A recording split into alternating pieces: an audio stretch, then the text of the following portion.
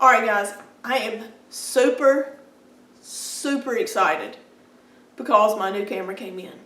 Now, getting ready to show it to you, what I'm going to do is I'm going to unbox it, and then I'm going to put, after I unbox it, I'm going to sit the new camera and have this camera, the Canon Vixia HFR60, side by side so that you can see, and I'll switch back and forth between the two so you can see the difference in the video for these cameras. Now, in a few minutes, after I show you the camera that I got, I'm going to tell you why I picked this camera. Okay, so the camera that I got is the Sony A5000. Okay, it's a mirrorless camera. There's so many good things about this camera, and I'll talk about that in a few minutes, but how I came about getting this camera. Okay, I have a DSLR. It's a Canon Rebel XTI. An older Canon. It's a DSLR. Nothing wrong with it. Nothing wrong with it. Okay, it takes great pictures. Okay, does not do video. I have the camera that I am recording with right now, which is the Canon Vixia. Takes wonderful video. Does not take great pictures. That is why I got the A5000. I wanted a camera that would do both.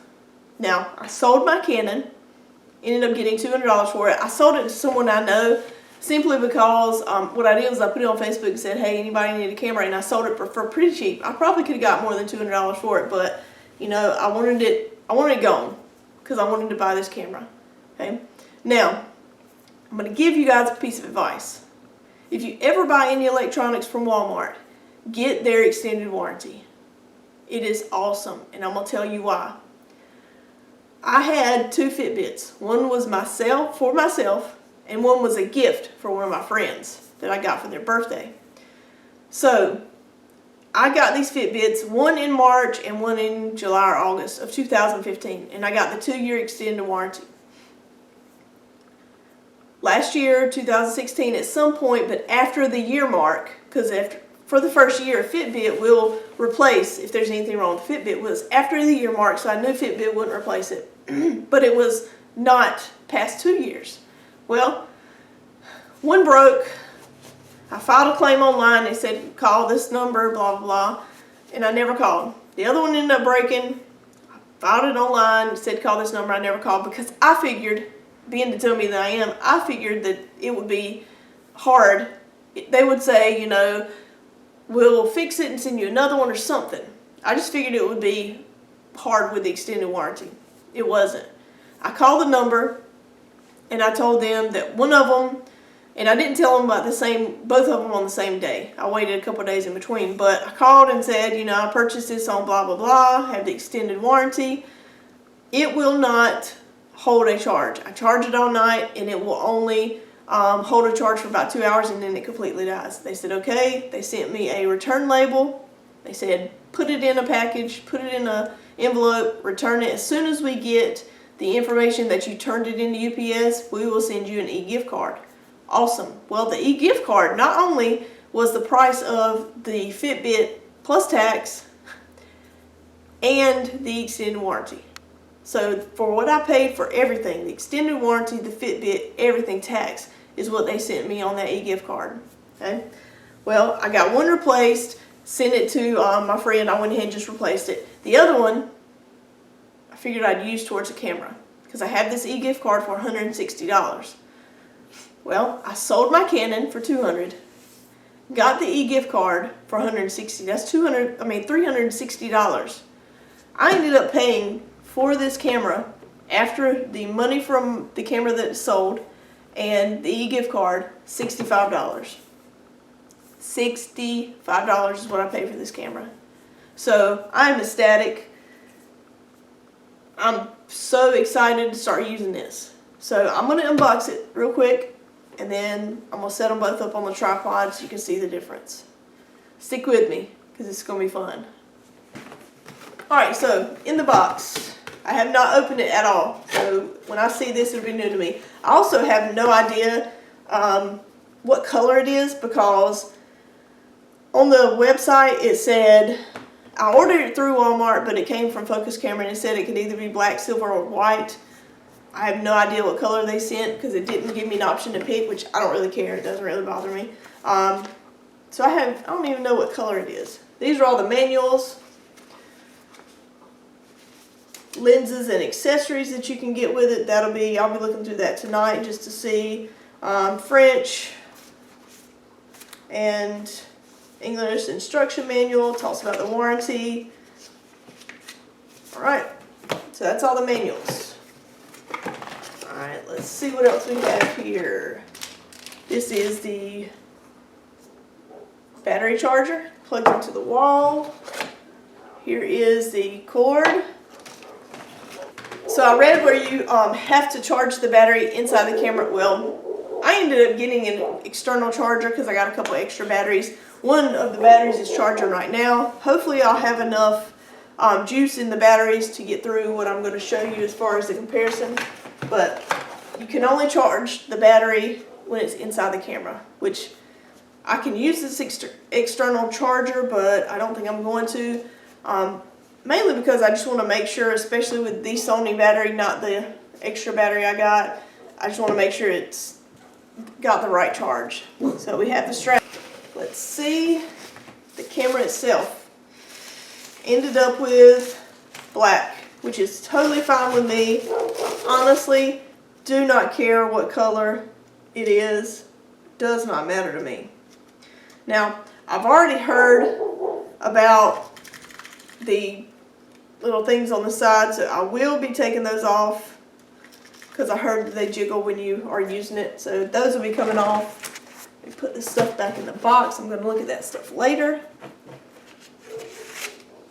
Alright, so the Sony A5000. I love the fact that it has the LCD screen on the back. It flips up, all the way up. So if I am recording myself, if I ever wanted to do any vlogging, I could see myself and make sure I'm in the frame. Love that. Obviously, it comes with the lens cap, the E-mount lenses, so any E-mount lens from Sony will fit. You know, it's not very heavy. Let's take the lens off and see how heavy it is. So you take the lens off, and it's a very, very light camera. It does not weigh a lot. Not that the lens weighs a lot either, but it's very slim. So you're looking at a camera. If a DSLR and a point and shoot had a baby, this would definitely be it. If you're taking pictures, you can always use this. It does not have a viewfinder, but it does have a 3-inch LCD. There are concerns about it overheating. A lot of people have said if you give it some air in the back that it won't overheat as much. I've done a lot of research on this camera, believe it or not, the past couple of days after I ordered, well, before I ordered it, but then after I watched almost every video on YouTube about it. But here's the flash. I am so excited to use this camera. I'm so excited. Here's the battery compartment. So let's go ahead and stick a battery in there. Battery must not have any juice in it. Dang. Oh well. Alright, so I'm going to let the battery charge. Put it on the charger. Let it charge for a few minutes. And I will get back to you when I'm ready to do the comparison. This is pretty much as close as I can get as far as them being side by side. As close, best I can do. Now, the video camera, I just took this A5000 out of the box. Totally just put it out of the box. If I was doing this not with them side by side, now I hadn't zoomed in with the A5000 at all. And I could. This is totally setting straight out of the box. Audio is the same. I'm not gonna, I'm not gonna play with the audio at all with them, which I'm not gonna adjust the audio as far as up and down. I'm just not gonna do it. I want you guys to be able to see exactly the difference. The I'm gonna zoom in on the A5000 a little bit just because the picture seems to be a little bigger. It's a lot wider of a screen. So I'm gonna zoom in a little bit to get it closer to the screen for the Canon.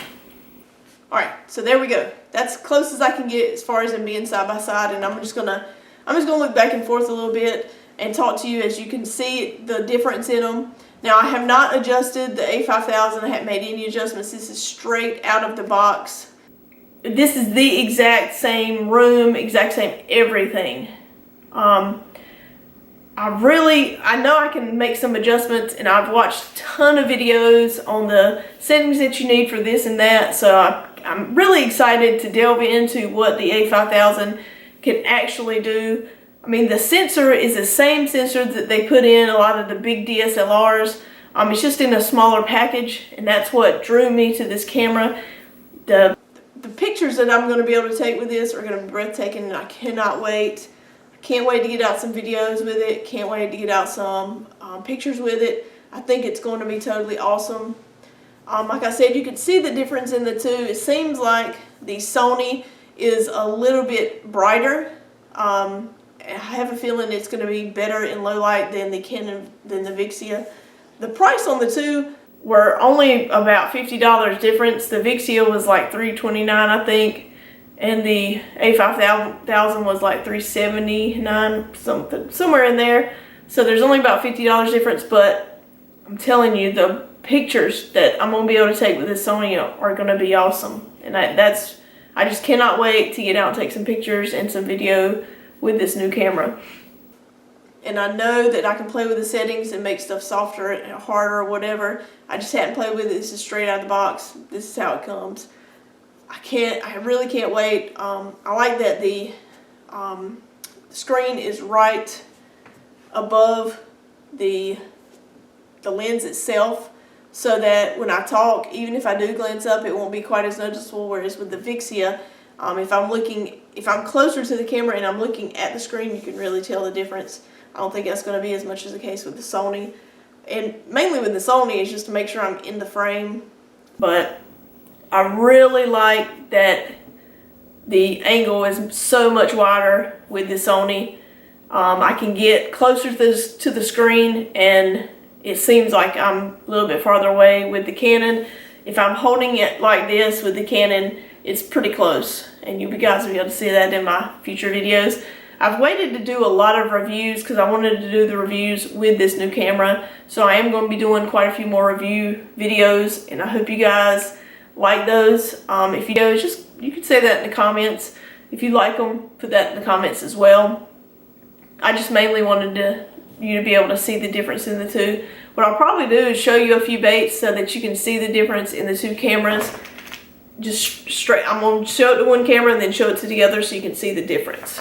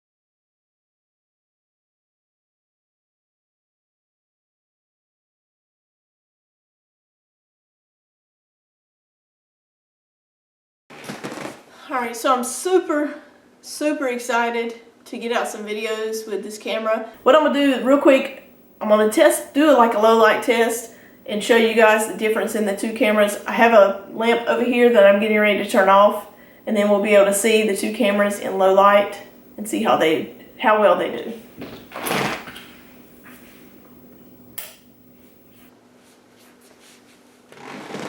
Alright, so here is the true test of where I think the A5000 is just really going to jump ahead of the Canon Vixia, mainly because of the low light. I turned that lamp off and you could really tell it in the Vixia.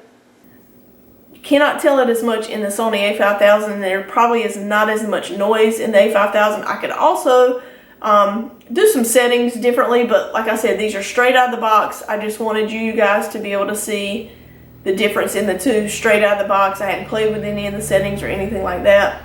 I just kind of wanted to give you guys an idea of what it was, why I chose to upgrade my camera. Like I said, I wanted a camera that could do video and take pictures really well. I felt like the Canon could take video very well, pretty good, and I have a DSLR that would take great pictures, but I didn't want to have to carry both. So this, I won't have to carry both. So that's why I decided to go with this camera. So I wanted to show you guys the difference in the three cameras, the DSLR, the Sony A5000, and a regular point and shoot. It really is the best of both worlds. It's smaller like a point and shoot, but it has the internals of a really nice DSLR. So you guys can see that it really is the love child of a DSLR and a point and shoot. It is the best of both worlds. The thickness of the cameras, everything is just, Sony has put the internals of a nice, double the value of what it costs DSLR into a small point and shoot with a removable lens. And to me, it is the best bang for your buck if you're trying to start up a channel, if you're trying to start into photography. It really is the best bang for your buck. The A5100, which is a step above the 5000, is about $200 more, $200 to $250 more. Then you have the 6000, which is another $400 more. Then it just continues to go up all the way up to the A7. I mean, it goes up. It just continues to go up, and the price continues to go up as well. I just think this is the best bang for your buck if you're looking at a budget camera to get you started.